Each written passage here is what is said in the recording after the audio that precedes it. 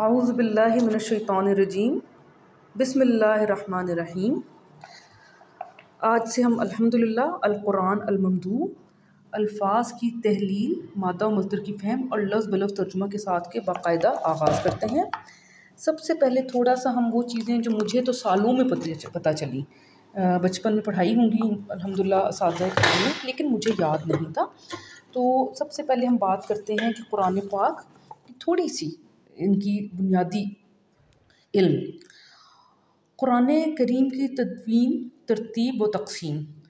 कुरान पाक आकाए दो जहान सल्लल्लाहु अलैहि वसल्लम पे 22 साल 8 माह और 29 दिन तकरीबन कमरी और 22 साल और 26 दिन शमसी में नाजिल हुआ। अच्छा, इस मुसहफ़ की तरतीब तौक़ीफ़ी है। तरतीब तौक़ीफ़ी का मतलब ये कि इसकी तरतीब नुज़ूली से मुख्तलिफ है। हम सबको पता है कि सबसे पहले कुरान पाक की जो आयत नाजिल हुई वो थी इक़रा, और वो सूरत क्या थी? सूरह अलक़, इक़रा बिस्मि रब्बिकल्लज़ी ख़लक़। और लेकिन जब हम कुरान पाक पढ़ते हैं तो सबसे पहले आती है सूरतुल फ़ातिहा और उसके बाद आती है सूरतुल बक़रा। तो वो जो है तरतीब तौक़ीफ़ी है जिसमें कि कुरान पाक को इकट्ठा किया गया। लेकिन ये कुरान पाक की तरतीब रसूल पाक सल्लल्लाहु अलैहि वसल्लम तस्लीमा को अल्लाह ताला ने ख़ुद सिखाई। ये किसी बंदे ने नहीं बनाई, किसी की क्या मजाल। और अल्लाह ताला के हुक्म से हज़रत जिब्राइल अलैहिस्सलाम हर साल आकाए दो जहान अलैहिस्सलाम को दौरा कुरान कराने आते होते थे। तो वो तरतीब तौक़ीफ़ी में करवाते थे, तरतीब नज़ूली में नहीं करवाते थे। और तरतीब तौक़ीफ़ी में ही कुरान लोहे महफूज में मौजूद है अल्हम्दुलिल्लाह। अब जो अल्लाह ताला ने के हुक्म से जब तरतीब तौक़ीफ़ी में अल्लाह ताला जब दौरा कुरान हज़रत जिब्राइल आके अल्लाह के हुक्म से करवाते थे तो हर साल एक मरतबा आते थे। लेकिन तारीख़ बताती है कि एक साल हज़रत जिब्राइल अलैहिस्सलाम 2 दफ़ा तशरीफ़ लाए। उन्होंने 2 दफ़ा रिवीजन कराई कुरान पाक की ना आकाए दो जहान को। तो आकाए दो जहान सरवर कौनैन को फिर पता चल गया अलैहिस्सलाम सल्लल्लाहु अलैहि वसल्लम तस्लीमा को पता चल गया कि इस साल मेरा विसाल हो जाएगा अपने रब से, क्योंकि हज़रत जिब्राइल 2 दफ़ा तशरीफ़ लाए थे। ये तो बहुत लंबी बहुत खूबसूरत हिस्ट्री है, लेकिन हम बहुत मोटी मोटी बात करेंगे ताकि थोड़ा सा लोगों को याद रहे। अच्छा, शुरू में तो ज़ाहिर है कुरान पाक जो है हमारे असहाबे कराम के दिल में तरतीब तौक़ीफ़ी में महफूज था, हुफ़ाज़ थे। विसाल रसूल सल्लल्लाहु अलैहि वसल्लम के बाद हज़रत अबू बकर सिद्दीक़ रज़ियल्लाहु अन्हु ने हज़रत उमर फ़ारूक रज़ियल्लाहु अन्हु की तजवीज़ पर हज़रत ज़ैद बिन हारिसा रज़ियल्लाहु अन्हु की सरबराही में इसको मुसहफ़ की शक्ल दी। क्यों? क्योंकि पहले कुरान पाक मुख्तलिफ़ जगहों पे लिखा हुआ था। उस पे चमड़े पे, लेदर पे लिखा हुआ था, कपड़ों पे लिखा हुआ था। उस दौर में ये हमारे टाइप का कागज़ तो नहीं होता था, ना सॉफ्ट कॉपीज़ थी। तो हज़रत अबू बकर ने इसको जमा करवाया अल्हम्दुलिल्लाह। और हज़रत उमर फ़ारूक के विसाल के बाद वो जो मुसहफ़ था वो हज़रत उस्मान गज़नी रज़ियल्लाहु अन्हु ने उम्मुल मोमिनीन हफ्सा बिनते उमर, ठीक है ना, कि रसूल पाक की जो हमारी जो अम्मी हफ्सा थी उम्मुल मोमिनीन रज़ियल्लाहु अन्हा, उनके पास मौजूद था जो हज़रत उमर की दुख्तर थी। तो उनसे फिर हज़रत उस्मान ने उसको लिया और उन्होंने उनको एक ही रस्मुल ख़त में करवा के, जिसको कि मुसहफ़ उस्मानी कहते हैं, क्योंकि 7 क़िरातें चल रही थीं। तो ये एक हिस्ट्री है। लेकिन हज़रत उमर ने जिसको किया और उन्होंने, क्योंकि कई नुस्खे बन रहे थे, डिफरेंट जगहों के डिफरेंट वो थी जो एक प्रोनाउंसिएशन होता है, तो हज़रत उमर ने बाकियों को ख़त्म करके हज़रत उस्मान ने एक करवा दिया।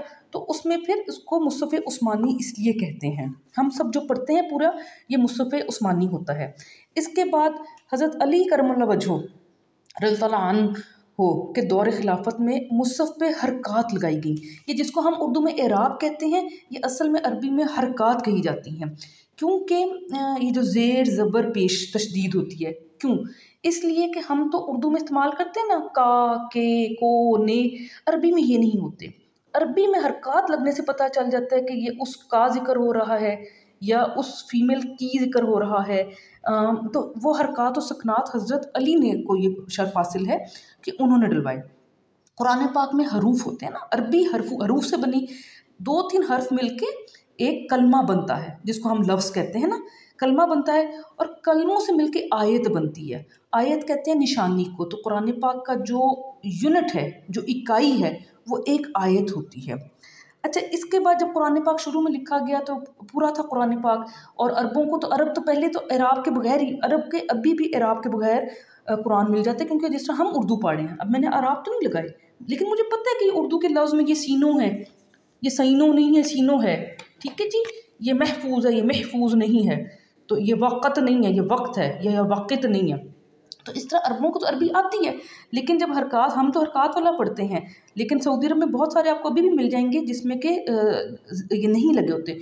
तो लिहाजा कुरान पाक में हरकत हम अपनी आसानी के लिए लगाते हैं, हरकत के बगैर वाला कुरान गुनाह नहीं है, बिल्कुल अलाउड है। शुरू में कुरान पाक का चूँकि अरब पढ़ते थे तो सिर्फ और सिर्फ आयत का एक इस तरह से ना, जो हिस्ट्री कहती है, गोल सा निशान होता था बस, कि आयत के बाद इस तरह निशान, एक आयत हो गई फिर अगली आयत ख़त्म हुई तो फिर इस तरह निशान होता था गोल सा, ठीक है जी। फिर चूँकि अरब अजम कहते हैं गैर अरब को, अजमी हम लोग हैं, हम लोग गैर अरब हैं, तो फिर जो है अजमियों के लिए पढ़ने के लिए, उनकी सहूलत के लिए मुख्तलिफ़ इस्तिलाहात का आहिस्ता आहिस्ता इजाफ़ा हुआ, जो कि रसूल पाक के दौर में नहीं था, लेकिन ज़ाहिर है इजमा होता है, अल्लाह ताला क़यामत तक इस्लाम में चीज़ें हमारे जो अहले इल्म हैं वो उनमें कर सकते हैं इजाफ़ा, ठीक है। असहाबे कराम, हमारे रसूल पाक सल्लल्लाहु अलैहि वसल्लम की हदीस मुबारक भी है कि जिसने 3 दिन से कम में कुरान पढ़ा उसने कुरान का हक़ अदा ना किया। क्यों? क्योंकि असहाबे कराम को रज़ियल्लाहु अन्हुम को इतना शौक़ होता था कुरान पढ़ने का कि वो सारा दिन कुरान पढ़ते थे, दिन रात, तो वो 3 दिन से कम में अगर ख़त्म करते तो शायद वो हक़ अदा ना करते। तो आका ने फरमाया कि 3 दिन से कम में जिसने कुरान पढ़ा उसने हक़ अदा ना किया।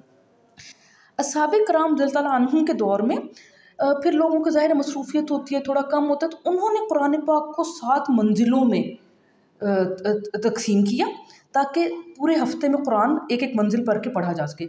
और मंजिलों की इंतहाई खूबसूरत डिवीज़न है, क्योंकि हमारे बेहतरीन औलिया कराम, असहाबे कराम, जो मतलब औलिया के औलिया हैं, उन्होंने डिवाइड किया था। तो जो हम कहते हैं ना कि कारी जो हाफिज़ है वो मंजिल पक्की कर है, बेसिकली वो ये मंजिलें होती हैं। जो हम एक मंजिल पढ़ते हैं ना, जो एक छोटी सी बुकलेट मिलती है, वो उसका कोई सबूत इस तरह से नहीं है, ये मंजिल जो कुरान में मेंशन्ड है वो ये वाली मंजिल होती है। इसके बाद ताबईन के दौर में मुसहफ़ को 1 महीने में ख़त्म करने के लिए 30 पारों में डिवाइड किया गया। हमने पूरा बचपन सुना कि जो अहले तशरीह हैं उनके 40 पारे होते हैं, या किसी और फ़िरके के 40 पारे होते हैं। तो देखें, पारे तो ताबईन ने किए। ताबईन कौन होते हैं? आकाए दो जहान अलैहिस्सलाम से जिसने ईमान की हालत में मुलाकात कर ली वो सहाबी रसूल सल्लल्लाहु अलैहि वसल्लम थे, और जिसने हालत ईमान में किसी सहाबी से मिल लिया वो ताबई थे, और जिसने हालत ईमान में किसी ताबई से मिल लिया वो तबा ताबई थे। जिस तरह कि हम हदीस तो आकाए दो जहान अलैहिस्सलाम के विसाल के बहुत अरसे बाद जमा होना शुरू हुई, तो हम हदीस का रेफरेंस कैसे पढ़ते हैं कि फ़लाँ ने कहा कि फ़लाँ ने कहा कि फ़लाँ ने कहा कि उसने हज़रत अबू हुरैरा को सुना या अम्मी आयशा रज़ियल्लाहु अन्हा को सुना कि आकाए दो जहान अलैहिस्सलाम ने फरमाया। क्यों? क्योंकि वो होता है कि तबा ताबई ने कहा कि ताबई ने कहा कि सहाबी रज़ियल्लाहु अन्हु ने फरमाया कि आकाए दो जहान अलैहिस्सलाम ने फरमाया। आप इस हदीस का गौर से देखिएगा, हदीस में कई रेफरेंस होते हैं पहले, तो वो क्योंकि कलेक्शन जो है इस तरह से हुई, तबा ताबई, ताबई, सहाबी, ये होती है। तो ताबईन के दौर में 30 पारों में कुरान पाक को तक़सीम किया गया। अच्छा, उसके बाद उलमाए कराम ने ना मज़ामीन के लिहाज से कि ये इतना इतना हिस्से में एक मज़मून है, सूरतों को 558 रुकू में तरतीब दे दिया। उनके जहन में ये ख्याल था कि रमज़ान करीम में अगर हम 20 तरावी पढ़ते हैं और हर रकत में एक रकू पढ़ें तो 558 रकतें होती हैं, तो 27वें रमज़ान तक, तो 27वें रमज़ान की शब तक पूरा कुरान पाक अल्हम्दुलिल्लाह ख़त्म हो जाया करेगा।